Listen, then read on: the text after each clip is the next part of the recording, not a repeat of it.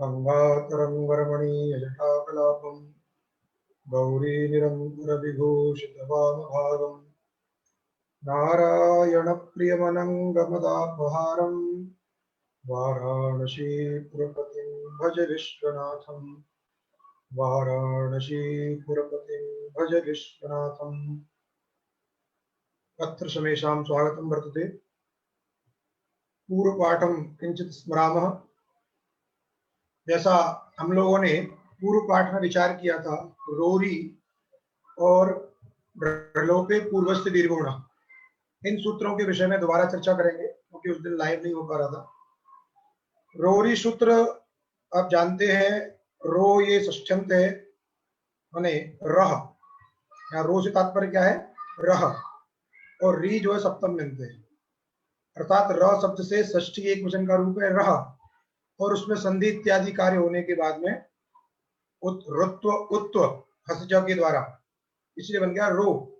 तो रो का अर्थ है रस्य माने रेफस्य, अर्थात रेफस्य लोपः कदा, तो री माने रेफे परे, रेफे परे रेफस्य लोपो भवति।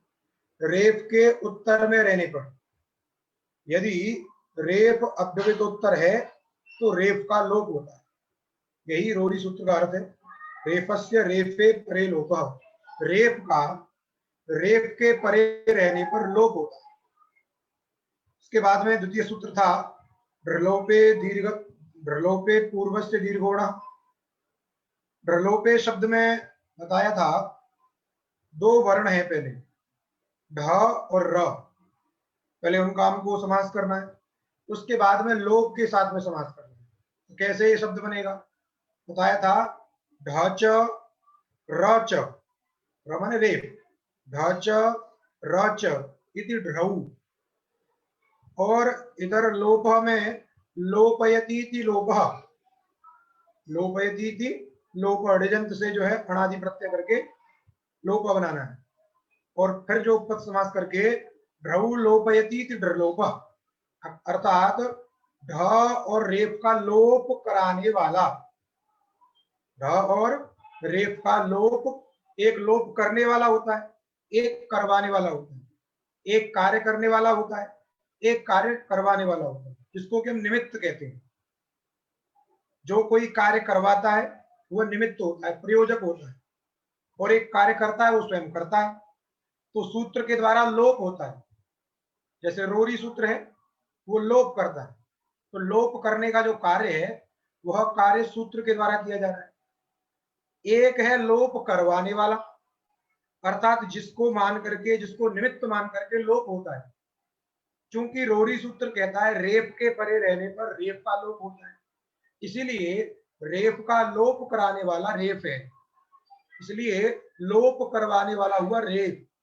वही स्थिति यहाँ पे, ढ्रऊ लोपयति, ढ्रऊ माने ढ और र, ढ और र का लोप करवाने वाला, अर्थात लोप का निमित्त, अर्थात ढ लोप का निमित्त और रेफ लोप का निमित्त। उसके बाद सप्तमी ढ्रलोपे, ये तो लोप शब्द का अर्थ हुआ, अर्थात ढ लोप निमित्तक, रेफ लोप निमित्तक, जो भी हुआ उसके परे रहते, सप्तमी का अर्थ हुआ परे रहते। ढकार लोप निमित्तक के परे रहते, रेफ लोप निमित्तक के परे रहते, क्या होता है? पूर्वस्य अणः, पूर्वस्य अणः, अर्थात जिस निमित्त को मान करके लोप हुआ है उस निमित्तक से पूर्व, उस लोप निमित्तक से पूर्व में जो अण रहेगा, अण माने अ ई उ, क्योंकि यहाँ पे जो अण प्रत्याहार है पूर्ण का अर्थ लिया जाएगा, इसलिए ढ लोप निमित्तक और रेफ लोप निमित्तक से अव्यवहित पूर्व जो भी अण है अ ई उ, इनको दीर्घ होता है।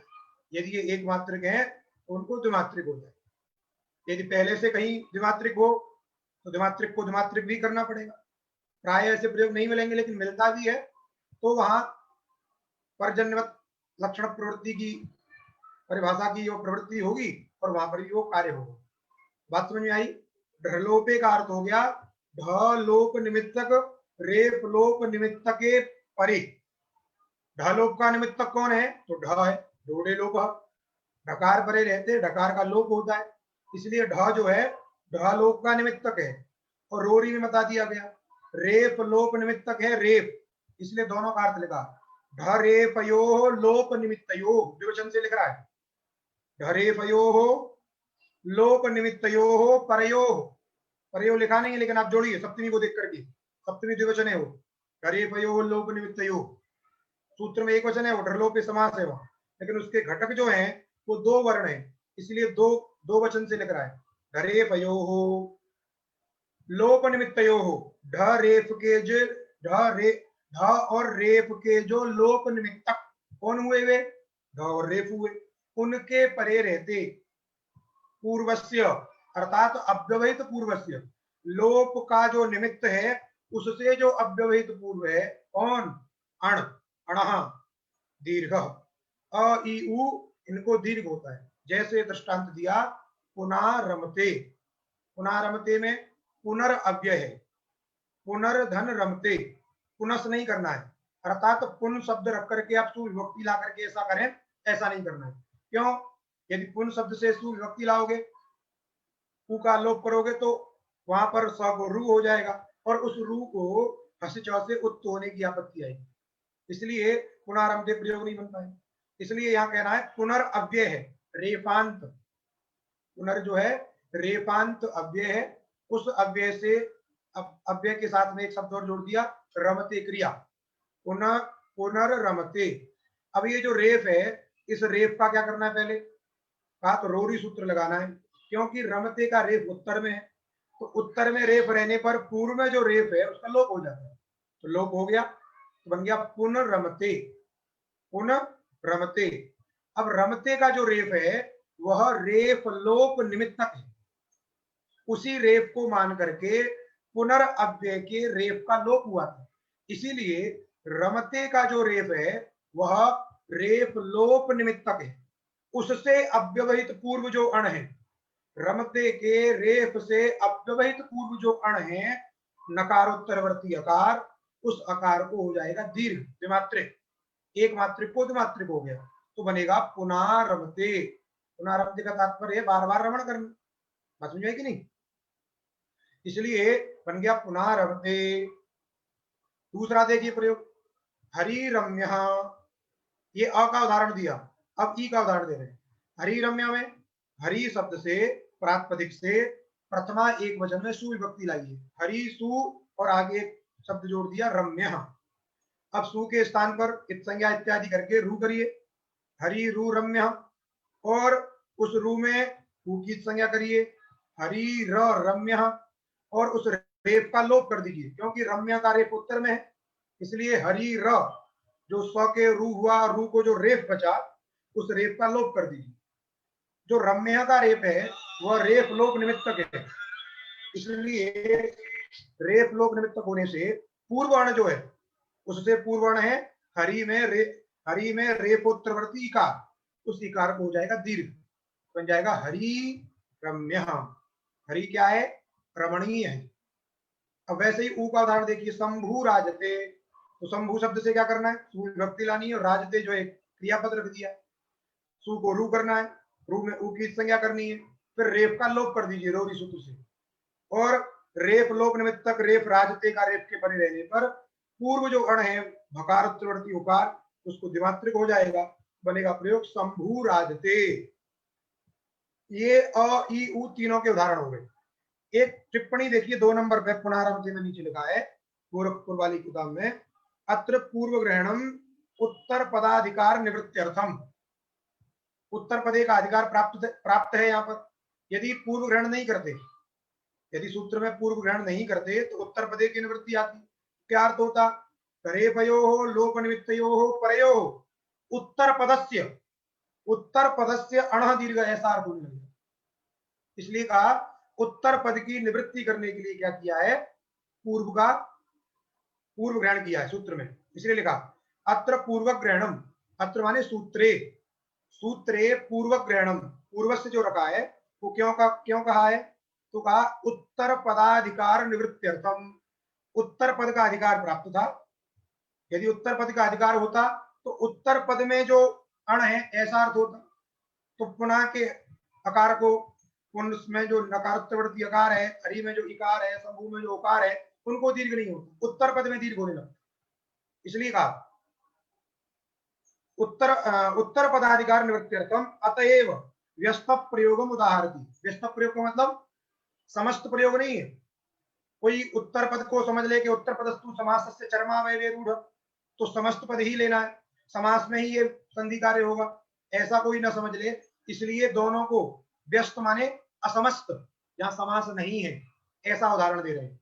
दो पृथक पृथक शब्द हैं जिनमें समास की संभावना नहीं है, ऐसा उदाहरण दे रहे हैं। इसका तात्पर्य है यदि समास में ऐसी स्थिति बन रही है तो वहां भी होना है, और असमास की स्थिति है तब वहां भी होना है। सब जगह ये रेप का लोप होगा तो पूर्ववर्ण को दीर्घ होगा, ये इसका तात्पर्य। अब सूत्र में कहा था पूर्वस्य अणः दीर्घ, तो किसी ने कहा अणः क्यों कहते हो, अण हटा दीजिए, पूर्व में जो भी रहे उसको दीर्घ करिए, अथवा अच कह दीजिए। तो बोले यदि अच कह दोगे या जिस किसी को भी दीर्घ करोगे, क्योंकि दीर्घ जो धर्म है केवल अचों का ही है, अचों को ही दीर्घ हो सकता है, तो स्वतः अच की प्राप्ति हो सकती है, तो अच कह दीजिए। क्यों आप अण रखते हो, बोले यदि अण नहीं रखेंगे तो प्रयोग है त्रिढ़ विढ़। त्रिढ़ विढ़ में बताया था आपको, त्रिय धातु हिंसा अर्थ में, उससे अप का प्रत्यय है, और गृह धातु उद्यमन अर्थ में है, उद्यत होना, वो उससे भी अप का प्रत्यय है। तो त्रिहत बृहत, और होड़ से ह को ढ कर लीजिए दोनों जगह, तो त्रिढ़ बृढ़, और त को जसस्तथोर धोर ध से ध कर लीजिए, तो त्रिढ़ बृढ़, और इष्टुना इष्टु लगा करके इष्टुत्व कर लीजिए, तो ध के स्थान पर हो जाएगा ढ, बनेगा त्रिढ़ बृढ़, और ढोड़े लोप सूत्र के द्वारा लोप कर दीजिए, प्रकार के परे रहते प्रकार का लोप होता है। अब जो त को ध और ध को ढ हुआ था, वह ढ लोप निमित्तक है। अब ढ लोप निमित्तक ढकार के परे रहने पर पूर्व को दीर्घ होगा, यदि ऐसा अर्थ करोगे तो पूर्व में त्रि में जो री है उस री को भी दीर्घ होने की आपत्ति आएगी, वैसे ही ब्री में री को दीर्घ होने की आपत्ति आएगी। यदि दीर्घ हो जाएगा तो कुछ दूसरा प्रयोग बनने लगेगा, इसलिए कहा अण रखना है। जब अण रखेंगे तो अण प्रत्याहार में री नहीं आती है। क्यों, क्योंकि अण प्रत्याहार अनुदित सूत्र को छोड़ करके संपूर्ण पाणिनि व्याकरण शास्त्र में पूर्व नकार तक ही लिया जाता है, तो यहाँ पर भी पूर्व नकार तक लिया जाएगा। तो पूर्व नकार तक लेने पर तीन ही वर्ण आएंगे, अ ई उ, तीन, री नहीं आएगा, इसलिए री को दीर्घ नहीं होगा। स्वादि कार्य होंगे, सु आएगा रुत्व सर्ग, त्रिढ़, अर्थात त्रिढ़ माने हिंसित और वृढ़ माने उद्यत, ये इनका अर्थ हो गया। अब आगे देखिए, आगे लिखा है मनस रथ इत्यत्र रुत्वे कृते हसिच इति उत्वे रोरीति लोपे च प्राप्ते। यद्यपि इन्होंने कौमुदी में जिस तरीके से लिखा है मनोरथ शब्द की जो सिद्धि है वैसे नहीं होती है, तो हम पहले मनोरथ कैसे बनता है इसको पहले बना लेते हैं। मनोरथ में देखिए मनस धन रथ, आप संधि विच्छेद कर लीजिए, मनस धन रथ, मनस में स को रू करिए तो बनेगा मन रू रथ। क्या होगा, मन रू रथ, और उस रू के स्थान पर हसिजा सूत्र के द्वारा सीधे क्या करिए, उत्व करिए। क्यों, जो रू है वो अपलुत अकार से परे है, मन में नकारोत्तरवर्ती जो अकार है वह अकार अपलुत अकार है, अपलुत अत से परे रू को ऊ होता है, हस परे रहते, हस परे है रथा का रे, इसलिए उस रू के स्थान पे हो जाएगा ऊ, तो बनेगा मन ऊ रथ। और मन में जो नाम है अ और ऊ, इन दोनों को आद गुणों से गुण कर दीजिए तो बनेगा मनोरथ, बन गया प्रयोग आपका मनोरथ। इसमें ये जो प्रक्रिया है, ये जो लिखा है, ऐसी किसी की प्राप्ति नहीं है, ये सिद्धांतिक पक्ष है, इसमें प्राप्ति ही नहीं होती है। लेकिन पहले इन्होंने लिखा क्या है इसको भी आप देख लीजिए, इसका तात्पर्य क्या है। ये इन्होंने लिखा है, ये वास्तविक सिद्धांत की दृष्टि से सही नहीं है, ऐसे नहीं लिखना चाहिए, क्योंकि व्याकरण का सिद्धांत क्या भी आपको बता रहे हैं। तो पहले लिखा क्या इसको समझे, इन्होंने विच्छेद किया मनस रथ, ऐसा लिखा मनस रथ। अब इस स्थिति में कह रहे हैं इत्यत्र रुत्वे कृते, यहां पर रू कर दिया, ससजसो रू सूत्र के द्वारा रू कर दिया, तो बन गया मन रू रथ, मन रू रथ, मनसः रथ समास है वहां पर जो है, इसलिए मनस जो शब्द है ये पद है, याद रखिएगा, इसलिए पदांत सकार है, अतः पदांत सकार होने से रू हो गया, तो बन गया मन रू रथ इत्यत्र ऋत्वे कृते, ऋत्व करने के बाद में स्थिति हो गई मन रू रथ।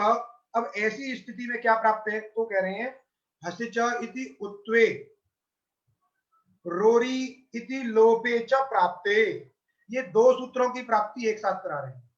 मन रू रथ इस स्थिति में कह रहे हैं कि यहाँ पे हसिच सूत्र की भी प्राप्ति है और रोरी सूत्र की भी प्राप्ति है। देखो ये तो बिल्कुल बात अलग अलग है। रोरी की प्राप्ति कब होगी, जब ऊ की संज्ञा हो जाएगी, ऊ की इत संज्ञा हो जाएगी, क्योंकि रेप का लोप होता है, रू का लोप नहीं होता है। यदि पहले ऊ अनुबंध हटा दोगे तो हसिजा की प्राप्ति नहीं होगी, क्योंकि वो रू को करता है। तो ये थोड़ा सा गड़बड़ लिखा है, और दूसरा यहाँ पे प्राप्ति भी नहीं है दोनों की, लेकिन जो लिखा है पहले समझ लीजिए। आप कहिए कि दोनों की प्राप्ति है, हसिजा की भी प्राप्ति है, रोरी की भी प्राप्ति है एक साथ। अब दोनों में से क्या लगे, दोनों में से क्या लगे, जब दोनों सूत्र एक साथ प्राप्त होते हैं तो दोनों में बलवत्ता देखी जाएगी, कौन बलवान है।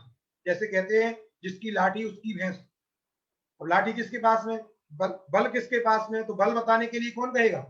लोक में तो देख लेते भाई इसके पास में 10 आदमी है तो ये बलवान है, ये मारेगा, लेकिन शास्त्र में इस चीज को कौन बताएगा कि ये बलवान है कि ये बलवान नहीं है, समझे कि नहीं। तो शास्त्र में बलवत्ता को बताने के लिए, शास्त्र में बलवत्ता को बताने के लिए अग्रिम सूत्र आ रहा है, सूत्र है विप्रतिषेधे परम कार्यम, विप्रतिषेधे परम कार्यम, विप्रतिषेध, विप्रतिषेधे सप्तम्यंत है, विप्रतिषेधे सती परम कार्यम भवति।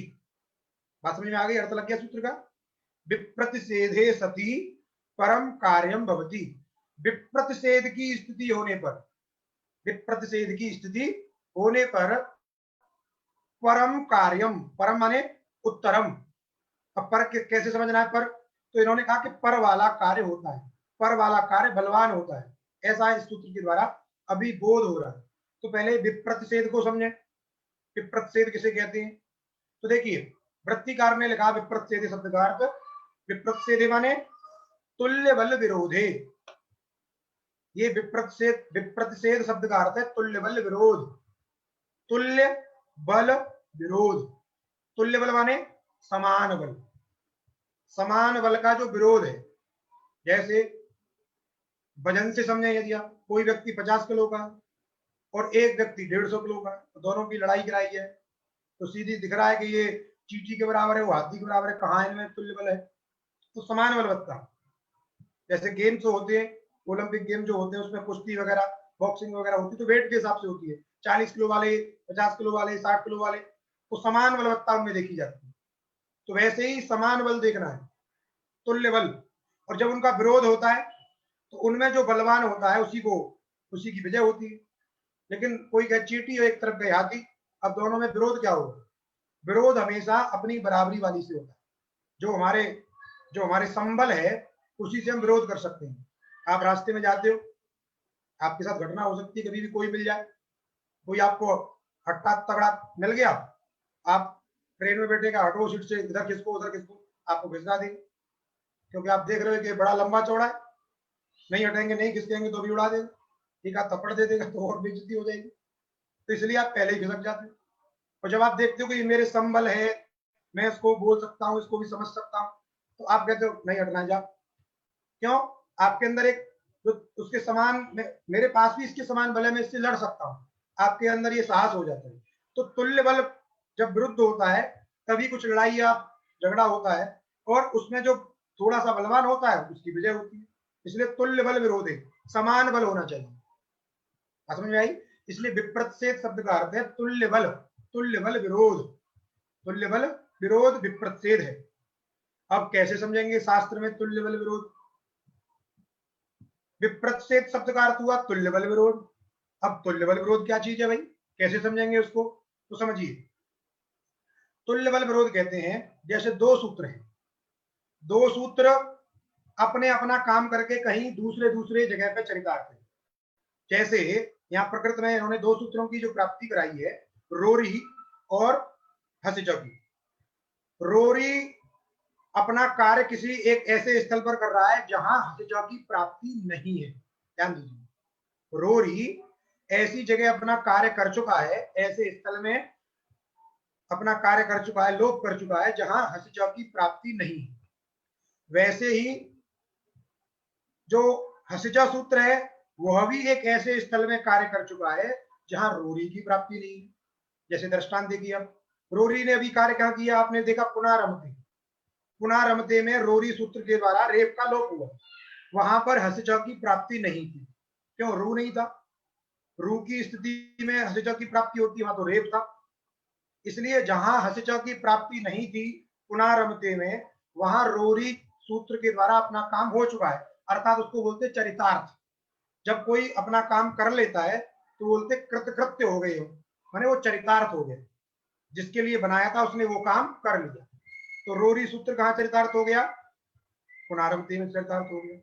वैसे ही हसिचौ सूत्र कहां चरितार्थ है? शिवोवंद्य। शिवोवंद्य में हसिचौ सूत्र चरितार्थ हो गया, वहां रोरी की प्राप्ति नहीं, क्योंकि रेप परे नहीं। अर्थात हसिचौ के स्थल में रोरी की प्राप्ति नहीं है, रोरी के स्थल में हसिचौ की प्राप्ति नहीं है, एक दूसरे के स्थल में एक दूसरे की प्राप्ति नहीं है। लेकिन एक स्थल ऐसा है, मन रू रथ, ये जो स्थिति इन्होंने बनाई है, यहां पर दोनों की प्राप्ति हो गई, हसिचौ की भी प्राप्ति हो गई और रोरी की भी प्राप्ति हो गई। इसीलिए अन्यत्रान्यत्र, अन्यत्रान्यत्र माने आपका पुनारमते और शिवोवंद्य, इन दोनों जगह पे दोनों सूत्र चरितार्थ हैं। अन्यत्र अन्यत्र लब्धावकाश, लब्ध अवकाश, लब्ध माने प्राप्त, अवकाश माने स्वीयं कार्यम कृतवन्तौ एतौ, ये दोनों अपना अपना कार्य कर चुके हैं। रोरी अपना कार्य कर चुका है, लोप कार्य, हसिचौ अपना कार्य कर चुका है, उत्तो कार्य। तो अन्यत्र अन्यत्र क्या है? ये लब्धावकाश है, अर्थात चरितार्थ है, लेकिन एक समय में एक स्थल पे प्राप्त है। एक समय में एक कालावच्छेदन, उसको बोलते हैं युगपत। जब कोई चीज एक ही काल में कई सारी चीज प्राप्त हो जाए उसको बोलते हैं युगपत। बात समझे कि नहीं? वैसे ही ये दोनों सूत्र मन रू रथ स्थिति में कह रहे हैं एक साथ प्राप्त है इनके अनुसार। इसलिए जब एक साथ प्राप्त हो गए तो ये क्या हो गए? तुल्य बल विरोध हो गया इनके। क्या हो गया? तुल्य बल विरोध। अन्यत्र अन्यत्र चरितार्थ हैं और एक स्थल में दोनों प्राप्त हैं।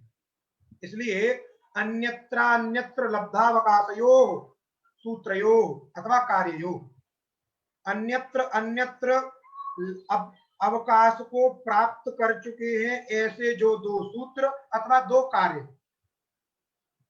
वो यदि दोनों कार्य अथवा दोनों सूत्र एक स्थल पर प्राप्त हो जाए एक काल में, तब उन दोनों के बीच में क्या होता है? तुल्य बल विरोध होता है। बात समझे कि नहीं?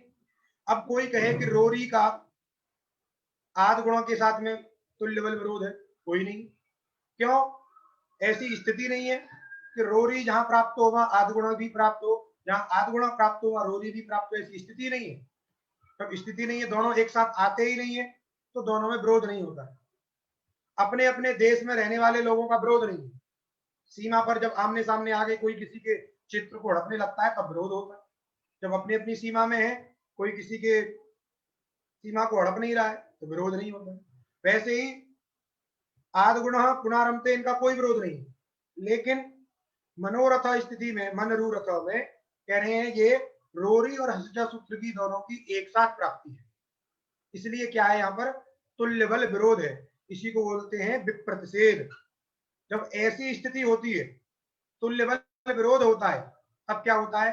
आप परम कार्यम, परम माने बाद वाला। अब बाद वाला कैसे समझेंगे? बाद वाला ऐसे समझिए, सूत्रों के साथ एक एक संख्या लिखी है। ये सूत्र प्रथम अध्याय के इस पाद का ये सूत्र इतनी संख्या का सूत्र है, ये द्वितीय अध्याय के द्वितीय पाद का ये तृतीय, ऐसे सबने संख्या लिखी है, क्योंकि अष्टाध्यायी में 8 अध्याय है, प्रत्येक अध्याय में 4 पाद है और उनकी पृथक पृथक संख्याएं हैं। एक पाद में कितने सूत्र, एक पाद में अलग अलग। बात समझे कि नहीं? अब दोनों में देखिए आप, जैसे रोरी सूत्र की संख्या क्या है? तो लिखा 8 3 14, 8 3 14, 8वें अध्याय के तृतीय पाद का 14वां सूत्र है। और हस्तिजा सूत्र देखिए आप, संख्या देखिए उसकी, हस्तिजा की संख्या है 6 1 114, 6 1 114, वो 6वें अध्याय का है, ये 8वें अध्याय का। तो पर वाला कौन हुआ? 8वें अध्याय वाला पर हुआ। बात समझे कि नहीं? पर वाला कौन हुआ? बाद वाला। अरे पर 1 2 3 4 5 6 गिनेंगे तो पर में कौन आता है? 8। इसलिए अष्टम अध्याय का जो सूत्र है वह क्या हुआ? पर हुआ, अर्थात रोरी पर हो गया। तब इनके अनुसार क्या होना चाहिए? रोरी सूत्र के द्वारा कार्य होना चाहिए, अर्थात रेफ लोप होना चाहिए। तब इन्होंने कहा कि यदि रेफ लोप हो जाएगा तो मनोरथ प्रयोग की सिद्धि नहीं होगी, तो मनोरथ प्रयोग सिद्ध नहीं बनेगा तो बात गड़बड़ा जाएगी। इसलिए कहा कि इति लोपे प्राप्ते, इस प्रकार लोप प्राप्त हुआ। फिर क्या करोगे? लोप प्राप्त हुआ तो तब कहा कि नहीं नहीं नहीं, यहां पर विप्रच्छेद सूत्र नहीं लगाएंगे। बोले क्या लगाओगे फिर? विप्रच्छेद सूत्र नहीं लगाओगे तो काम पूर्वत्रा सिद्धम लगाएंगे। पूर्वत्रा सिद्धम, पूर्वत्रा सिद्धम क्यों लगाओगे? तो देखिए दो सूत्र हैं, इनमें एक सूत्र सपादी है और एक सूत्र त्रिपादी है। रोरी सूत्र त्रिपादी है और हसिजा सूत्र सपादी है। बात समझे कि नहीं? 7.25 अध्याय का है। तो अब आप इस बात को समझ लीजिए, जब सपादी और त्रिपादी का विषय होता है, दो सूत्र में यदि एक सपादी हो और एक त्रिपादी हो तो वहां पर पूर्वत्रा सिद्धम सूत्र ही लगता है। सुन लीजिए, सिद्धांत बता रहे हैं, जहां एक स्थल में दो सूत्र प्राप्त हो, उनमें यदि एक सपादी है और एक त्रिपादी है तो वहां पर पूर्वत्रा सिद्धम सूत्र की प्रवृत्ति होती है, विप्रच्छेद सूत्र की प्रवृत्ति नहीं होती है। एक बात, एक नियम हो गया। दूसरा नियम समझिए, यदि दोनों सूत्र त्रिपादी हैं, ये सूत्र भी त्रिपादी है, ये सूत्र भी त्रिपादी है, तब भी वहां पर पूर्वत्रा सिद्धम सूत्र ही लगता है। तो पूर्वत्रा सिद्धम के दो स्थल, पूर्वत्रा सिद्धम सूत्र की प्रवृत्ति दो जगह होती है। यदि दो सूत्र हैं, दोनों सपाद, एक सपादी एक त्रिपादी है, तब भी पूर्वत्रा सिद्धम लगता है। और दोनों त्रिपादी त्रिपादी है, तब भी पूर्वत्रा सिद्धम लगता है। तो आप पूछोगे कि ये विप्रच्छेद लगेगा कहां? तो उसको बताइए आप कि जहां पर दोनों सूत्र सपादी हैं, जहां पर दोनों सूत्र सपादी हैं, दोनों सूत्र 7.25 अध्याय के अंतर्गत हैं, तब ही केवल ये विप्रच्छेदे परम कार्य सूत्र की प्रवृत्ति होती है। सपादी त्रिपादी, त्रिपादी त्रिपादी, इन दो स्थलों में विप्रच्छेद सूत्र की प्रवृत्ति नहीं होती है। प्रकृति स्थल में एक सूत्र हसिजा सूत्र सपादी है, रोरी सूत्र त्रिपादी है, इसलिए सूत्र का विषय ही नहीं है। इसलिए जितना उन्होंने लिखा, इसमें जो लिखा है मनस रथ इत्यत्र रुत्वे कृते हसिच इति उत्वे रोरी इति लोभे च प्राप्ते, ये प्राप्ति ही नहीं है। बात समझे कि नहीं? ये कोई प्राप्ति नहीं, क्योंकि सिद्धांत है पहले से। ये तो केवल एक आपको समझाने के लिए कह दिया कि ऐसे इस सूत्र की प्रवृत्ति होती है। सपादी त्रिपादी ऐसे, एक पूर्व हो गया एक पर हो गया, ऐसे होती है। लेकिन वस्तुतः सिद्धांत क्या है? सपादी सपादी में दोनों सूत्र यदि सपादी सपादी हैं तभी विप्रच्छेद सूत्र की प्रवृत्ति होती है। सपादी त्रिपादी और त्रिपादी त्रिपादी में पूर्वत्रा सिद्धम सूत्र की प्रवृत्ति होती है। तो यहाँ विप्रच्छेद सूत्र का विषय नहीं है, लेकिन उन्होंने लिख दिया, तो आप समझ लीजिए बस, केवल सिद्धांत हमने आपको बता दिया। तो मनोरथा प्रयोग की सिद्धि तो हो गई, क्योंकि मनस रथ स को रू करिए और रू को सीधे उत्तु करिए, रोरी की प्राप्ति नहीं है, क्योंकि रोरी रेप का लोप करता है। आप रेप का लोप कर रेप लोप करने चलोगे तो पहले आपको अनुबंध का लोप करना पड़ेगा। जब अनुबंध का लोप करोगे तो रू नहीं होगा, रेप बचेगा वहां पर। यदि रेप बचेगा तो कहो बाद में प्राप्ति कराए, तो बाद में प्राप्ति की संभावना ही नहीं है, क्योंकि सपादी त्रिपादी में ऐसी विप्रच्छेद होता ही नहीं है। अर्थात ये समझिए आप, जो सपादी और त्रिपादी सूत्र हैं इनमें तुल्य बल विरोध होता नहीं। क्यों? क्योंकि सपादी सूत्र क्या होते हैं? हमेशा बलवान होते हैं, और त्रिपादी सूत्र क्या होते हैं? सपादी के प्रति हमेशा दुर्बल होते हैं। क्योंकि पूर्वत्रा सिद्धम, पूर्वत्र सिद्धम, पूर्वस्मिन असिद्धम, पूर्व के प्रति पर असिद्ध है, पर जब असिद्ध है तो अर्थात दुर्बल है। तो सपादी के प्रति त्रिपादी हमेशा दुर्बल है, सामने ही नहीं आएगा। जैसे आपसे कोई तगड़ा व्यक्ति हो तो आप लड़ने के लिए उसके सामने जाते ही नहीं हो, समझे कि नहीं? तो वैसे ही सपादी सूत्रों के स्थल में त्रिपादी सूत्रों की प्रवृत्ति नहीं होती, आते ही नहीं सामने। जब सामने खड़ा हो तब तो तुल्य बल विरोध देखें, जो सामने आ ही नहीं सकता है तो हम तुल्य बल विरोध कैसे देखेंगे। इसलिए सपादी त्रिपादी स्थल में सूत्र की प्राप्ति नहीं होती। लेकिन आप उस सूत्र का अर्थ समझ लीजिए, तुल्य बल विरोध होने पर, तुल्य बल विरोध का मतलब है अन्यत्र अन्यत्र लब्धावकाशयो युगपत प्राप्ति। अन्यत्र अन्यत्र अपने अपने कार्य को करके चरितार्थ हैं, और एक स्थल में एक कालावच्छेदेन दोनों की यदि प्राप्ति होती है, अर्थात दोनों सपादी सूत्रों की यदि प्राप्ति होती है, तो वहां पर विप्रत सेधे परम कार्य सूत्र के द्वारा पर वाला कार्य होगा। समझे कि नहीं? अर्थात ये सूत्र की प्रवृत्ति सपादी सपादी में। तो इन्होंने जो लिखा उसको समझ लीजिए। इति लोपे प्राप्ते, ऐसा लोप प्राप्त हुआ। फिर कहा पूर्वत्रा सिद्धमिति रोरी इत्यस्य असिद्धत्वात् उत्तमेव। पूर्वत्रा सिद्धम सूत्र के द्वारा रोरी सूत्र के असिद्ध हो जाने के कारण, पूर्वत्रा सिद्धम इति सूत्रेण रोरी इत्यस्य अर्थात रोरी इति सूत्रस्य असिद्धत्वात् अर्थात अनिष्पन्नत्वात् उत्तमेव, उत्त ही होता है, एवकार लगाया, अन्य योग विवच्छेद, किसी की प्राप्ति ही नहीं है। समझे कि नहीं? इसलिए उत्तमेव बन गया मनोरथ। आपका प्रयोग क्या बन गया? मनोरथ। मनोरथ बोलते हो ना आप, आपकी जो इच्छा होती है, जो कामना होती है, उसको बोलते हैं मनोरथ। आया? इन्होंने देखिए 5 नंबर टिप्पणी भी आप देखिए, 5 नंबर टिप्पणी पे लिखा है अन्यत्र अन्यत्र लब्धावकाशयो एकत्र युगपत प्राप्ति तुल्य बल विरोध। जो हम बोल रहे थे अन्यत्र अन्यत्र माने अलग अलग स्थल में, एक दूसरे की एक साथ प्राप्ति नहीं है। जहां एक दूसरे की प्राप्ति नहीं है, जहां रोरी प्राप्त है वहां हसिचा नहीं प्राप्त है, जहां हसिचा प्राप्त है वहां रोरी नहीं प्राप्त है, ऐसे भिन्न भिन्न स्थल में अन्यत्र अन्यत्र लब्धावकाशयो सूत्रयो अथवा कार्ययो एकत्र माने एकस्मिन स्थले, युगपत माने एक कालावच्छेदेन एक समय में प्राप्ति। समझे कि नहीं? तब क्या होता है? तुल्य बल विरोध। ये बन गया। तो मनोरथ प्रयोग की सिद्धि हो गई। अब आगे देखिए सूत्र एतत्तदोः सुलोको अपोः अनय समासे हलि। दोबारा देखिए एतत्तदोः सुलोपः अपोः अनय समासे हलि। अब कितने पद हैं सूत्र में आप ध्यान दीजिएगा। एतत्तदोः एक पद, समझिए कि नहीं? दूसरा है सु, दूसरा पद है। ये प्रथमांतानुकरण लुप्त षष्ठ्यंत कहिए इसको, जो है सु इत्यस्य माने स इत्यस्य। समझे कि नहीं? यहाँ पे जो षष्ठी विभक्ति है यहाँ का, उसका लोप हो गया। समझे कि नहीं? अथवा यदि समास करना होगा तो आपको सोर लोप यदि सुलोप, यदि आप समास करोगे सोर लोप यदि सुलोप समास करिए। यदि सुलोप समास करोगे तो एक पद होगा ये। अर्थात सु इत्यस्य जो अर्थ लाना है, अर्थात पहले सु षष्ठ्यंत है, सु के उत्तर क्या थी? षष्ठी थी। अब षष्ठी समास करोगे तो सोर लोप यदि सुलोप। बात समझे? फिर कहा अकोह, अको भी एक पद है, और अनय समासे एक पद है, और हली ये एक पद है। इतने सारे पद हैं इसके अंदर। बात समझे कि नहीं? तो एतत्तदो ये षष्ठ्यंत है। एतत्तदो के साथ में अन्वय, एतत्तदो के साथ में किसका अन्वय? सु का अन्वय है। अब इसमें समास क्यों नहीं हो रहा है? सु का लोप के साथ में समास क्यों नहीं हो रहा है? यदि आप कहोगे कि आप सु माने सोर लोप यदि सुलोप षष्ठी समास कर दीजिए, तो आप इसको लुप्त षष्ठ्यंत क्यों कह रहे हैं? तो इसलिए कह रहे हैं क्योंकि इस सु का अन्वय किसके साथ में है? एतत्तदो के साथ में। बात समझिए कि नहीं? लोप के साथ में अन्वय नहीं है। जिसके साथ में समास करना होता है उसके साथ में अन्वय होना चाहिए। जैसे राज्ञ पुरुष में समास करते हैं तो राज्ञ का पुरुष के साथ में अन्वय होता है, इसलिए राजपुरुष समास होता है। लेकिन यहाँ पे सु का अन्वय किसके साथ में है?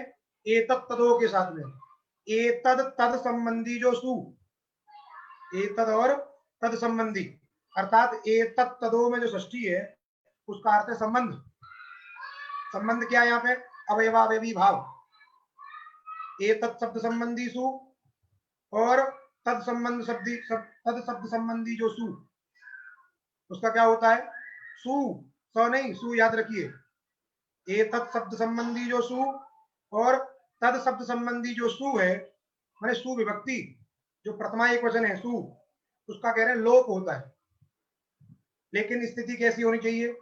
तो एतत् तदोह का विशेषण है अकोह, अकोह एतत् तदोह सो, माने हम सु को बोल रहे हैं सो, इसलिए उन्होंने कहा सु इत्यस्य, सु इत्यस्य लोपः कब? हली। लेकिन एक और स्थिति का न तु नए समासे, तो अनय समासे को आप विशेषण बनाइए, पहले सबको विशेषण बना लीजिए। जैसे अनय समासे को 1 नंबर पे रखिए, अको को 2 नंबर पे रखिए, एतत् तदोह को 3 नंबर पे रखिए, उसके बाद में सु को रखिए। अकोह पहले अनय समासे अकोह एतत् तदोह सोह लोपः हलि, ऐसे समास करिए पूरा, अन्वय करिए। अनय समासे अर्थात अनय समास का मतलब न नए समास इति अनय समास, नए समास जो नहीं है, नए समास का जो घटक नहीं है, अनय समास, न नए इति अनय, अनय समासे, नए भिन्ने समासे अथवा नया घटके, नए समास के अघटक, जहां पर नए समास नहीं है। अभी समास, नए समास क्या होता है? न शब्द के साथ में नए, नए बोधक जो न शब्द है उसके साथ में जब समास होता है उसको नए समास बोलते हैं, और नए सूत्र के द्वारा होता है। तत्पुरुष समास जब आप पढ़ेंगे तो वहां आएगा।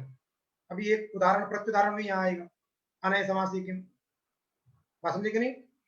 अर्थात जो एतद और तद शब्द है कैसे होने चाहिए, उसके दो विशेषण है, अनय समासे और अको।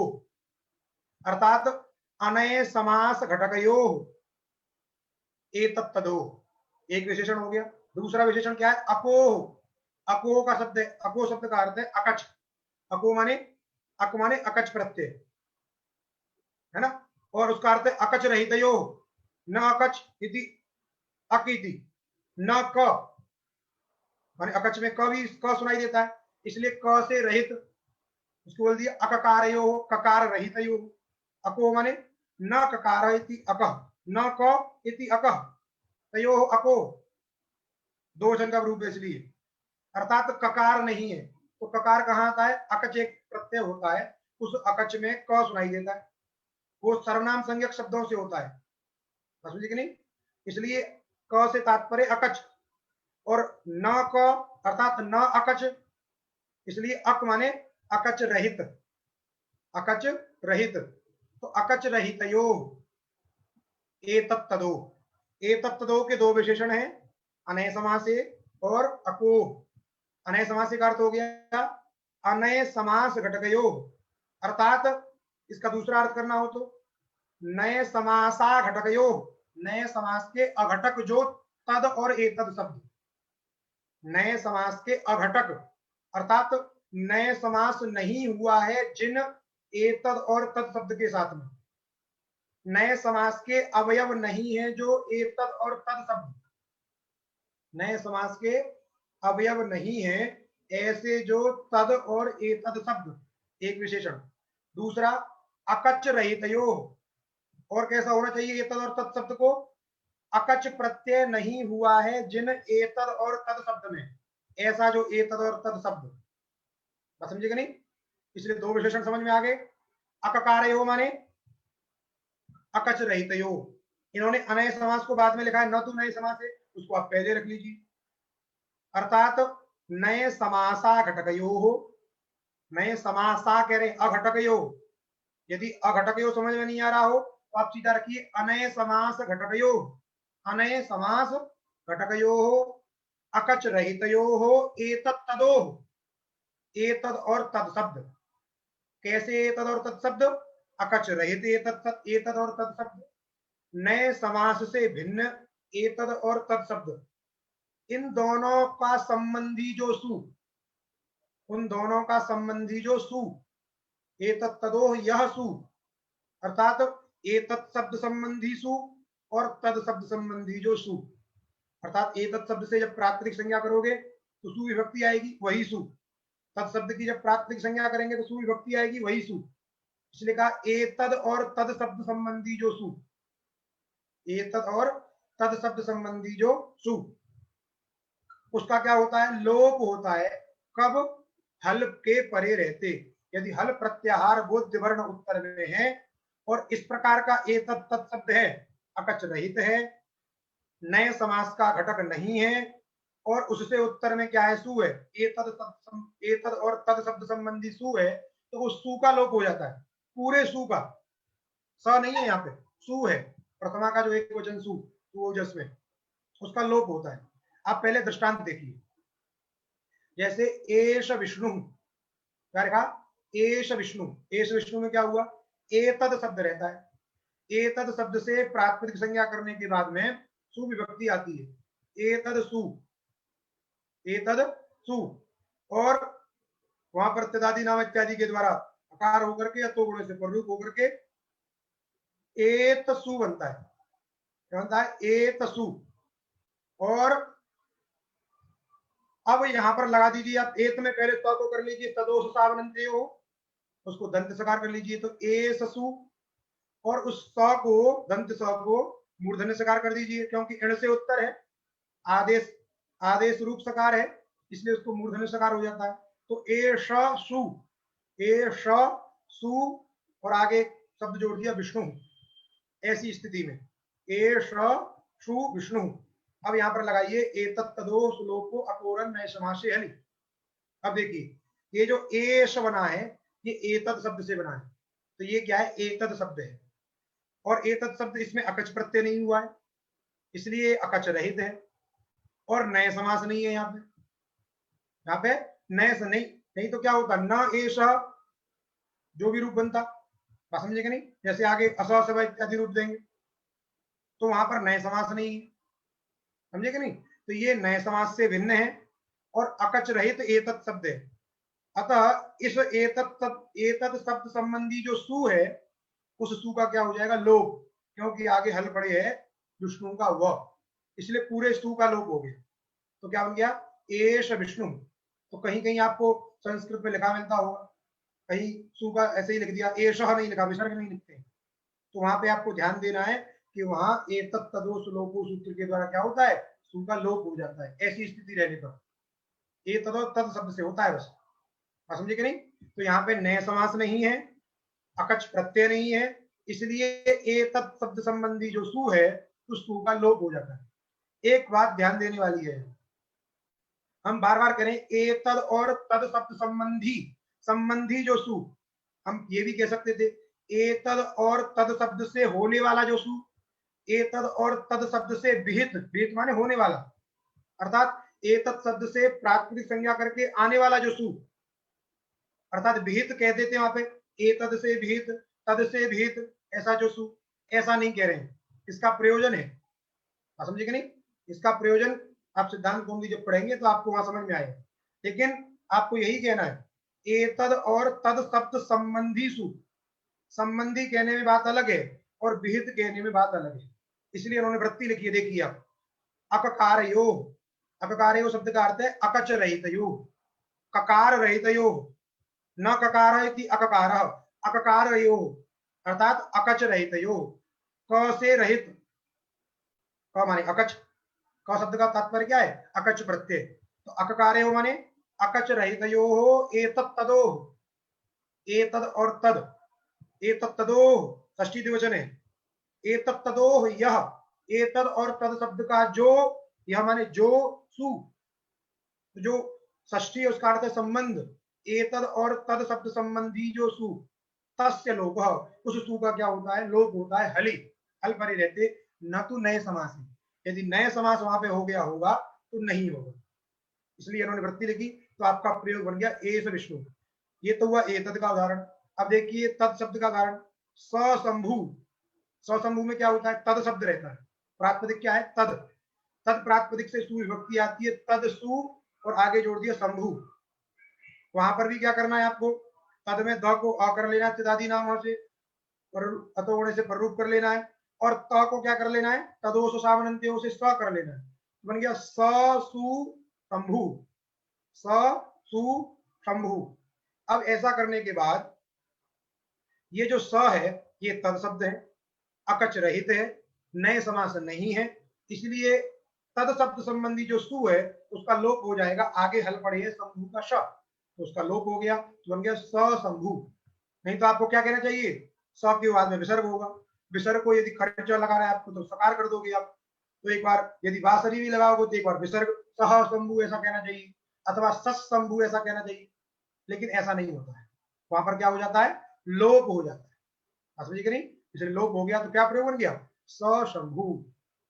अब उसके बाद पूछा अको किम, अकच क्यों कहा आपने, अकच रहित हो, ऐसा विशेषण क्यों दिया, अको ऐसा विशेषण क्यों दिया, तो देखिए उदाहरण दिया, एसको रुद्र, एसको में एतद शब्द से अकच प्रत्यय होता है, और वो अकच टी के पहले होता है, अकच जो होता है प्रत्यय वो टी के पहले, तो एतद, एतद में टी संज्ञा किसकी होगी, तो आप लगाओगे अचो इत्यादि टी, अचौ के मध्य में जो अंत्यच, एतद में अचौ के मध्य में अंत्यच, सकारोत्तरवर्ती अकार, वह है आदि में जिसके द के आदि में, क्योंकि उसके बाद में द है, ऐसा जो समुदाय अद, उसकी हो गई टी संज्ञा, उस टी से पहले आएगा अकच, अकच में च की संज्ञा होती है, केवल बचता है अक, तो क्या बनेगा, ए त अक अत अद, तो सबको जोड़ दिया तो ए तकद, क्या बन गया, ए तकद। अब ए तकद से लेके आएंगे हम सु विभक्ति, ए तकद सु, ए तकद सु। अब ए तकद में जो द है अंतिम वाला, उसको तेदादी नाम से आकार करना है, प्ररूप कर देना है, तो बन गया ए तक, ए तक, और त को कर देना है तदोस्तावरंत्यो से स, दंत स, और उस दंत स को आदेश प्रत्यय से कर देना है मूर्धन्य षकार, बन गया ए श क सु, ए श क सु, आगे जोड़ दिया शब्द रुद्र। अब यदि अको नहीं कहते, अकच रहित यो ऐसा विशेषण नहीं देते, तो यहाँ पर भी क्या होता, एतद शब्द है, क्यों, अकच आ जाने पर वो एतद शब्द बदलता नहीं, क्यों, वो मध्यगत है, अलग से नहीं आया, बड़ा नहीं है, वो उसी का अवयव है, जो अकच प्रत्यय होता है वह क्या होता है, अवयव बीच में आके प्रविष्ट होता है, उसी का अवयव है, समझे कि नहीं, इसीलिए उसको एतकद और एतद में कोई अंतर नहीं, इसलिए वो भी एतद शब्द है, तो यदि अको विशेषण नहीं देते तो यहाँ भी क्या होता, सु का लोप हो जाता, तो एशक रुद्र, प्रयोग क्या बनता, एशक रुद्र, समझे कि नहीं, इसलिए कहा अको, यहाँ पे अकच प्रत्यय, तो यहाँ क्या नहीं होगा, सु का लोप नहीं होगा, तो रुद्र विसर्ग हो गया, तो एशकः, और रू को क्या कर देना है, हसिजा से उत्तो कर देना है, तो ओ हो गया, तो बन गया एशको रुद्र, इसलिए पूछा अको किम, एशको रुद्र, यहाँ पर अकच अकच घटित है, अकच रहित नहीं है, इसलिए यहाँ पर सु का लोप नहीं हुआ।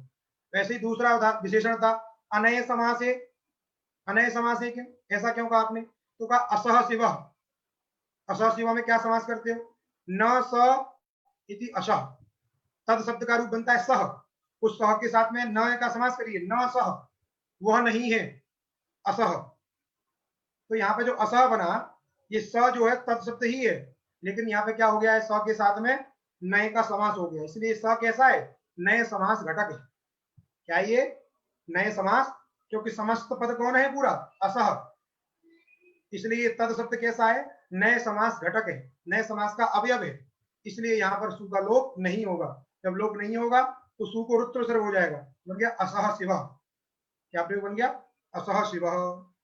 हल किम, हल परे रहते लोप होता है, तो देखिए एसोत्र, एसो में ऐसा शब्द से जो बना है, एतदसु, एससु, एषसु, इस स्थिति में ये अकच रहित है एतद शब्द, अनय समास भी है यहाँ पर, अर्थात नए समास नहीं है, लेकिन उत्तर में हल परे नहीं है, अच परे है, अत्र का अ, इसलिए यहाँ पे सु का लोप नहीं होगा, तो क्या हो जाएगा, स को रू होगा, तो रू को अतोरोर प्लुत से उ हो जाएगा, गुण हो जाएगा एसो अत्र, और एंग पदांतादि के द्वारा क्या हो जाएगा, पुरुरूप हो जाएगा, तो बन जाएगा एसोत्र, क्या प्रयोग बन गया, एसोत्र।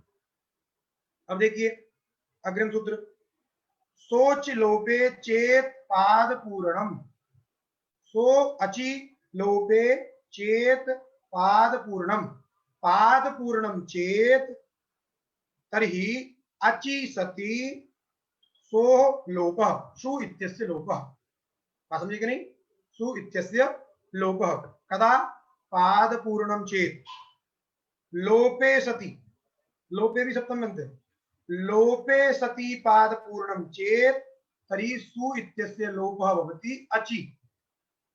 बात समझी कि नहीं? देखिए जो लिखा है उसमें सु अर्थात स इत्यस्य, सो माने स है वहां पे, सो जो लिखा है वो स शब्द को, स शब्द से जो षष्ठी विभक्ति आई सह, और फिर उसको उत्व इत्यादि करके पूर्व रूप करके लिखा है सोच, अर्थात स इत्यस्य, अर्थात स का लोप होता है। कब होता है? स इत्यस्य लोपः, सोर लोपः कब? अचि, अच परे रहने पर। बात समझ गए नहीं? अच परे रहने पर कब होगा? पादश्चेल लोपे शक्तेव पूर्ये। ये जो बात लिखी है ये है चेत पाद पूर्णम लोपे, इतने शब्द का अर्थ है। बात समझे कि नहीं? तो पहले हम समझे ये जो स लिखा है, सूत्र में लिखा है सो और यहां लिखा है स, ऐसे कैसे समझे इसको? तो स के ऊपर एक टिप्पणी लिखी है, आप देखिए उसको, उसमें लिखा है सस इति प्रथमांतानुकरणम, प्रथमांतानुकरण लुप्त षष्ठ्यंतम। प्रथमांत का अनुकरण और लुप्त षष्ठ्यंत, प्रथमांत का अनुकरण और लुप्त षष्ठ्यंत है। प्रथमांत का अनुकरण किस शब्द का प्रथमांत है? समझे कि नहीं? तो सह, सह का सह ही प्रयोग बनता है, उसी में सह विसर्ग हो जाता है, सस रहता है, इसलिए लिखा सस। समझे कि नहीं? तद शब्द से जो बनता है उससे प्रथमा में सह बनता है, उसमें जब वृत्त विसर्ग नहीं है तो सस स्थिति है, उसी सस का ही अनुकरण कर लिया है और उसके षष्ठी का रूप बनाया और षष्ठी का लोप कर दिया। षष्ठी का लोप कर दिया तो क्या बना? स स और स को रू किया, रू को विसर्ग किया, तो रू को उत्त किया और तो बन गया और गुण करके सो। तो ये जो सूत्र में जो सो शब्द लिखा है, ये सो शब्द कहां का है? सस शब्द के प्रथमांत, जो सस प्रथमांत है उसी का अनुकरण करके उससे षष्ठी विभक्ति आई और उसका लोप कर दिया, इसीलिए लिखा सस इति प्रथमांतानुकरण लुप्त षष्ठ्यंतम पदम। बात समझ में आई? तद शब्द से जो स बनता है उसमें सह ऐसा जो बनेगा स्वतंत्र, जब कोई पीछे हल इत्यादि कुछ नहीं है, तो सस जब स्थिति रहेगी सस, उसी का अनुकरण कर लिया और उसी से षष्ठी विभक्ति लाए, उसका लोप कर दिया, तब कह रहे हैं सस इत्यस्य, सस इत्यस्य सोर लोप, सस इत्यस्य सोर लोप, सस माने तद, सस शब्द का अर्थ क्या हुआ यहाँ पे? तद, तद शब्द के सु का लोप होता है। कब होता है? अच परे रहने पर, अच के परे, अच के अच यदि उत्तर में है तो तद शब्द से जो सु विभक्ति आती है उसका लोप हो जाता है। समझे कि नहीं? अर्थात वो जो स लिखा है वो तद शब्द से तात्पर्य है, लेकिन क्या होना चाहिए? एक परिस्थिति बता रहे हैं, सुलोप के द्वारा पाद की पूर्ति होनी चाहिए। क्या है पाद की पूर्ति बने? छंद आप समझते हैं, अनुष्टुप छंद होता है, अन्य अन्य जो वंशस्थ इत्यादि होते हैं, द्रुत विलंबित, बहुत सारे छंद हैं। तो वैसे ही उन छंदों में वर्ण मात्रिक छंद होते हैं, वर्ण छंद इत्यादि जो होते हैं उनमें वर्ण गिने जाते हैं, मात्राएं गिनी जाती हैं। तो जहां पर अक्षर गिने जाते हैं, मात्राएं गिनी जाती हैं, जैसे अनुष्टुप का जो हम सामान्य लक्षण बोलते हैं, प्रत्येक चरण में 8 अक्षर होते हैं। अनुष्टुप के प्रत्येक चरण में, चरण से ही तात्पर्य पाद, एक छंद में 4 पाद होते हैं और एक पाद में अनुष्टुप के में 8 अक्षर होते हैं, 8 वर्ण होते हैं। 8 से यदि अधिक हो जाएगा तो छंद बिगड़ जाएगा। अब ये क्या कह रहे हैं? सु का लोप किस स्थिति में होगा? तद शब्द से आने वाला जो सु है उसका लोप कब होगा? यदि उस लोप के द्वारा पाद की पूर्ति होती हो, अर्थात पाद बनता हो। जैसे हमको चाहिए अनुष्टुप के एक पाद में 8 अक्षर, यदि आप सु जोड़ते हो वहां पे तो 9 अक्षर होते हैं, सु यदि रखते हो तो 9 अक्षर होते हैं, और सु का लोप करते हैं तो 8 अक्षर हो जाते हैं, तो 8 अक्षर मिल जाएंगे। तो लोप के द्वारा यदि पाद की पूर्ति होती हो, उस चरण की पूर्ति होती हो, तभी सु का लोप होगा। यदि पाद की पूर्ति नहीं होती है, कम हो जाएगा अक्षर, तो वहां पे लोप नहीं होगा। समझे कि नहीं? इसलिए कहा पादश्चेद लोपे पूर्ये, पाद यदि लोप के द्वारा ही पूर्त होता हो, संपन्न होता हो, सुलोप के द्वारा यदि पाद की पूर्ति होती है, तब अच के परे रहने पर सु का लोप हो जाएगा। बात समझे कि नहीं? पूर्व वाला जो सूत्र था ये तत्व दो, ये भी तद शब्द के सु का लोप करता है। उसके दो विशेषण भी हैं, अक और इत्यादि, हल्के भरे रहते करता है, लेकिन उसका पाद पूर्ति हो ना हो उससे कोई लेना देना नहीं। लेकिन ये जो सूत्र कह रहा है, यदि लोप के द्वारा, सुलोप के द्वारा यदि चरण की पूर्ति होती हो, अक्षर पूर्ण होते हो उस चरण के, तभी लोप होगा अच के परे रहने पर, अन्यथा नहीं होगा। जैसे दृष्टांत देखिए आप, वहां पे लिखा है सेमाम विद्धि प्रवृत्तिम। सेमाम विद्धि प्रवृत्तिम में क्या है, वहां पे सु अर्थात तद शब्द से सु विभक्ति आई थी, और तद में दकार को आकार कर लिया, पर रूप कर लिया, और त को स कर लिया, तो बन गया ससु इमाम विद्धि, ससु इमाम विद्धि प्रवृत्तिम। उससे कोई लेना नहीं हमें, इमाम विद्धि केवल अक्षर गिनने के लिए काम में आएगा। वो अच परे रखने के लिए इमाम विद्धि रखा था, ई ससु इमाम विद्धि। अब यहाँ पे देखिए, यदि ससु रखते हैं, सु का लोप यदि ना करें, यदि सु का लोप ना करें तो क्या कार्य होगा यहाँ पे, तो आप कहोगे उस सु को रू होगा, रू को क्या होगा, आगे हसिच इत्यादि की किसी की प्राप्ति नहीं है, समझे कि नहीं। जब प्राप्ति नहीं है तो वो नहीं लगेंगे, तो वहां पे विसर्ग सुनाई देगा, समझे कि नहीं। विसर्ग का यदि भो भगो अघो पूर्व से लगा दोगे, आप अवर्ण पूर्वक है, उस रू को य कर दोगे, य का लोप कर दोगे, य का लोप करोगे, समझे कि नहीं। भो भगो अघो इत्यादि लगा करके, अस्परे मान करके जो है, इस तरीके से यदि कुछ करोगे आप, समझे कि नहीं, तो वहां पर विकल्प से प्रयोग करने की आपत्ति आएगी। और दूसरा, लोप हो जाएगा तो स इमाम ऐसा बनेगा, लोप सा करने के द्वारा लोप होगा वहां पर। जब लोप करने के बाद में अ और ई में आप गुण करने चलोगे, यदि स और ई को अलग अलग रखोगे तो स एक अक्षर गिना जाएगा, ई एक अक्षर गिना जाएगा, मां इत्यादि एक अक्षर गिना जाएगा, तो ऐसे करके 9 अक्षर हो जाएंगे एक पार में, समझे कि नहीं। स और ई को जब अलग अलग करोगे, यदि उसमें गुण करने चलोगे तो उस गुण की दृष्टि में लोप साकल्य सिद्ध हो जाएगा, तो यह दिखाई देगा वहां पर, तब भी एक और अक्षर ज्यादा हो जाएगा, क्योंकि यह हलंत है तो ए से तो मिल जाएगा, स ये हो जाएगा, लेकिन एक अक्षर हमेशा बढ़ा रहेगा, बढ़ता रहेगा, 9 अक्षर होते रहेंगे। लेकिन जब क्या करते हैं हम, उस सु का लोप कर देते हैं, स तद शब्द से आने वाला जो सु है उसका यदि हम इस सूत्र के द्वारा लोप कर देंगे, तो लोप करने के बाद में स और स में जो अ है और इमाम का जो ई है उनमें गुण हो जाएगा, और गुण होने के बाद क्या होगा, एक अक्षर हो जाएगा से, तो एक वर्ण गिना जाएगा, एक मात्रा गिनी जाएगी उधर जो, इसलिए 8 अक्षर होंगे वहां पे। तो लोप करने के बाद क्या हो रहा है, पाद की पूर्ति हो रही है, आप समझे कि नहीं। लोप करने के बाद में पाद की पूर्ति हो रही है, इसीलिए यहाँ पे क्या होगा, लोप हो जाएगा।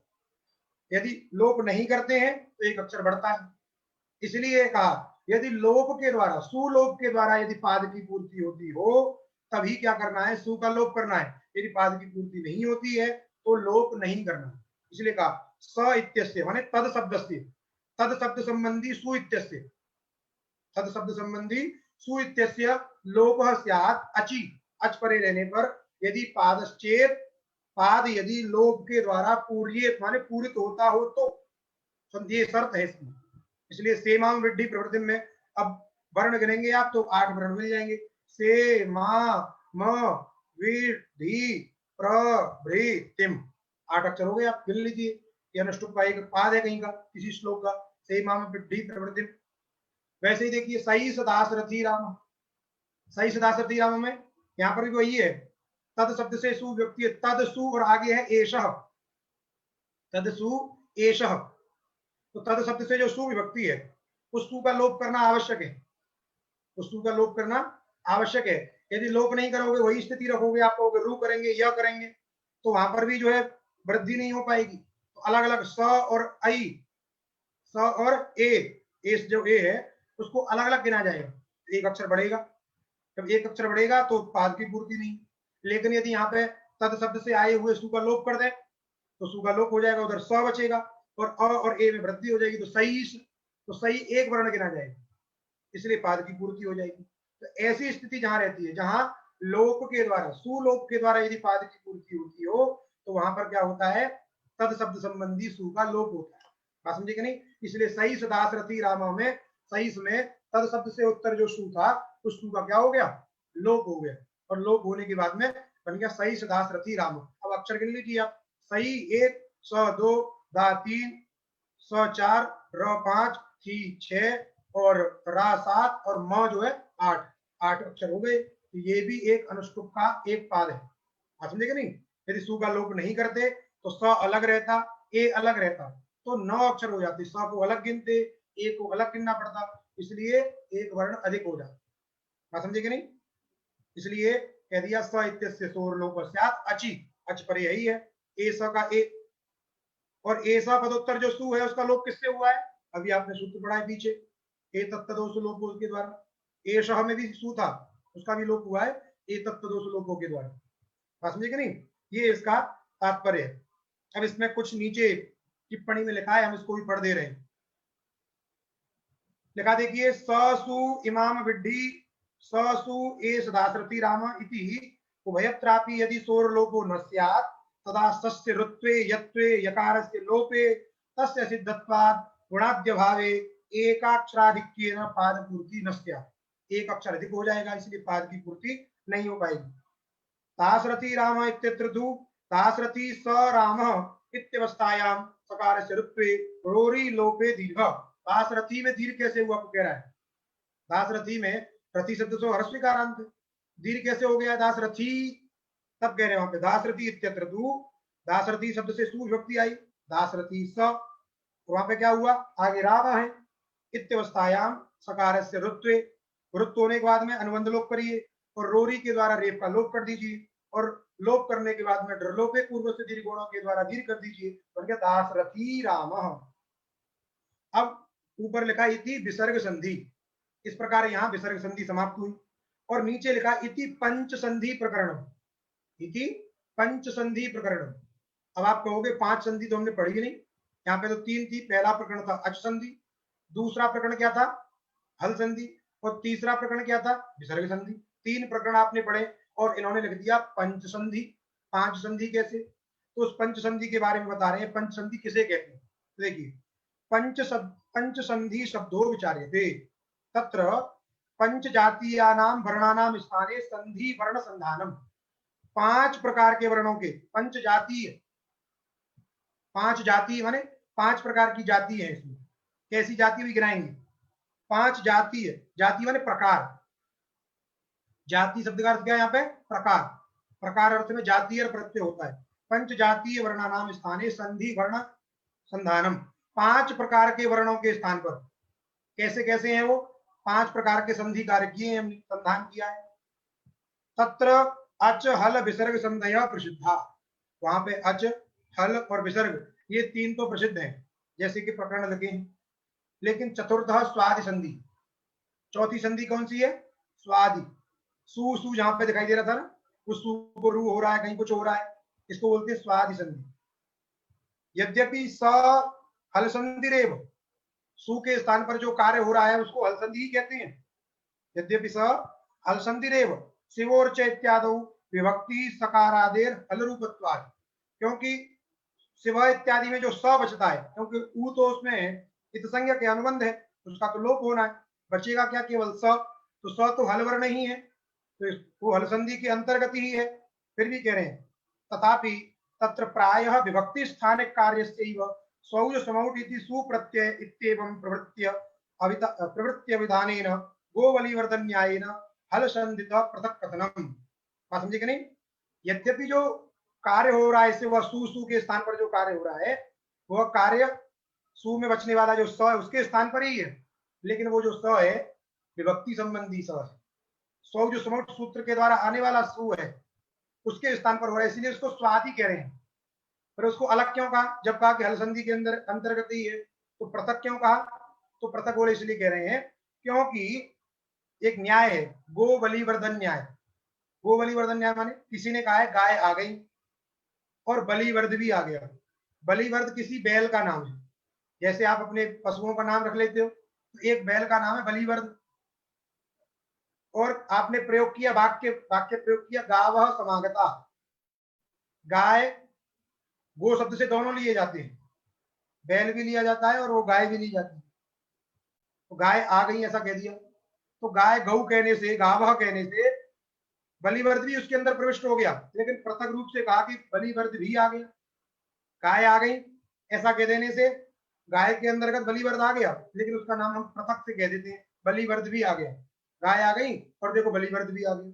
अरे गाय कहने से बलिवर्ध भी यही वही है, बलिवर्ध कोई गाय से अलग अलग थोड़ी है, लेकिन फिर भी उसका अलग से पृथक्करण कर दिया जाता है। वैसे ही यद्यपि सु के स्थान पर होने वाला जो कार्य है वो हल संधि के अंतर्गत है, लेकिन गो बलिवर्धन न्याय की तरह उसको अलग से कह दिया स्वादि संधि। तो स्वादि संधि का अंतर्भाव किस संधि के अंतर्गत है? हल संधि के अंतर्गत।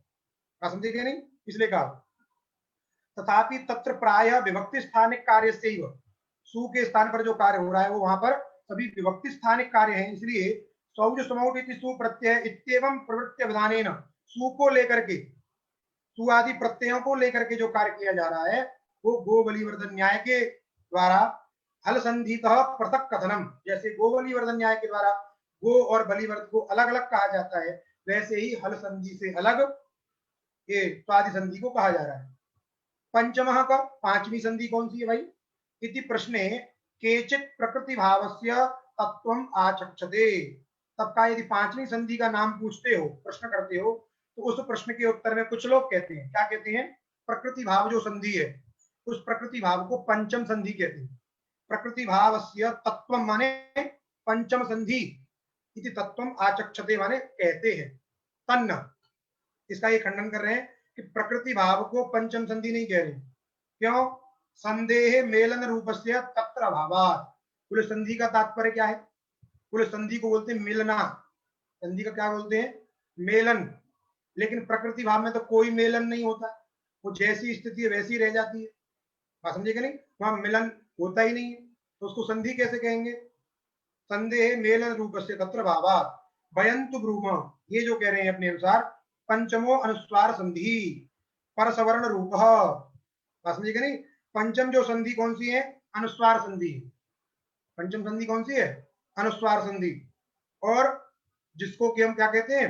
परसवर्ण रूप कर देते हैं, दूसरे के वर्ण के समान बन जाता है। हल संधौ तद विधायक सूत्रोल्लेखस्तु मकार नकार रूप हल वर्णयो। अब आप कहोगे हल संधि के अंदर स्वादि संधि आ गई और आपने उसके कहा कि अलग से पंचम संधि अनुस्वार परसवर्ण है, और उसको भी आपने हल संधि के अंदर प्रविष्ट करा दिया, बात समझे कि नहीं? तो उसके सूत्रों को हल संधि के अंदर क्यों लिखा? उसका उत्तर दे रहे हैं, जो म के स्थान पर अनुस्वार होता है अथवा न के स्थान पर अनुस्वार होता है, तो मकार नकार रूप जो है ये क्या है? हल वर्ण है। इसलिए हल वर्ण यो तत्र प्रकरणे, उसी हल प्रकरण में, हल संधि के प्रकरण में अनुस्वारे संपन्ने, क्योंकि म और न हल वर्ण है, उन्हीं के स्थान पर अनुस्वार और अनुस्वार होता है, फिर उसको परस्वर्ण होता है। प्रकरणे तस्मिन्नेव प्रकरणे अनुस्वारे संपन्ने एव अनुस्वारस्य वर्णांतर संधानात्। इसलिए उसी में अनुस्वार संपन्न होने के बाद उसी अनुस्वार को क्या होता है? दूसरा वर्ण परस्वर्ण वर्ण हो जाता है, दूसरे के समान पर वाले सवर्ण के समान जो वर्ण हो जाता है, बात समझे कि नहीं? ऐसा इन्होंने कहा। लेकिन ये जो अंतिम वाली बात लगी है, पंचम जो कहा कि वयम तु ब्रूम, ये उतनी सही नहीं। इन्होंने खुद ही कहा, क्या कहा? संधि तु मेलन रूप, यदि इसके अनुसार लेते हैं हम, मेलन को संधि कहते हैं, यद्यपि मेलन संधि नहीं है। संधि का मतलब क्या है? परह सन्निकर्ष संहिता, हमने पहले ही आपको स्पष्ट कर दिया था। परह सन्निकर्ष संहिता को संधि कहते हैं। वर्णों के मध्य में जो अर्धमात्रा काल व्यवाय शून्यत्व जो काल है उसी को संधि पद से विवक्षित किया जा रहा है। ये कोई मिलना और अलग होना ये संधि बंदी नहीं है। यदि उन्होंने कहा कि मेलन को संधि कहते हैं, तो परसवर्ण में बताइए कौन सा वर्ण किसके साथ मिलता है? किसी के साथ नहीं मिलता है, वो तो उसी का अवयव है, बात समझे कि नहीं? एस को एस रुद्र इत्यादि में, एस रुद्र क्या नाम है अभी बताया आपने, एस विष्णु सशंभु इत्यादि में कौन सा वर्ण किस वर्ण के साथ में मिल रहा है? कोई किसी के साथ में नहीं मिल रहा है। इसलिए ये जो संधि मेलनम इत्यादि जो टिप्पणीकार ने लिख दिया है ये बिल्कुल गलत है, ये बिल्कुल ठीक नहीं है। मिलने को ही संधि कहते हैं, ऐसी कोई बात नहीं। समझ में आई? आप समझिए, संधि माने परह सन्निकर्ष संहिता, उसी को संधि कहते हैं। अतः आप समझ लीजिए 5 संधि कौन सी है जो प्रसिद्ध है। पहली अच संधि, अच संधि के अंतर्गत आती है प्रकृति भाव संधि। आपने पढ़ा था सर्वत्र विभाषा को वहां पे प्रकृति भाव का प्रकरण चला था, उससे प्रकृति भाव संधि होती है, तो दूसरी संधि का नाम है प्रकृति भाव, तीसरी संधि का नाम है हल संधि, चौथी संधि का नाम है स्वादि संधि, और पांचवी संधि का नाम है विसर्ग संधि। या विसर्ग को पहले रख लीजिए, विसर्ग संबंधी कार्य पहले हो रहे, तो चौथी संधि को विसर्ग संधि और पांचवी संधि को स्वादि संधि, यही क्रम है। सिद्धांत कौमुदी इत्यादि वही लिखा है, इन्होंने जो टिप्पणीकार ने लिखा है इसको आपको समझने के लिए केवल समझ लेना है, लेकिन ये वस्तुतः सिद्धांत नहीं है। और मेलन को संधि नहीं कहते हैं, इस बात को हम पुनः कह रहे हैं, क्योंकि संधि का मतलब है परः सन्निकर्षः संहिता इति पंच संधि प्रकरणम। यहाँ आपका पंच संधि प्रकरण समाप्त हुआ, और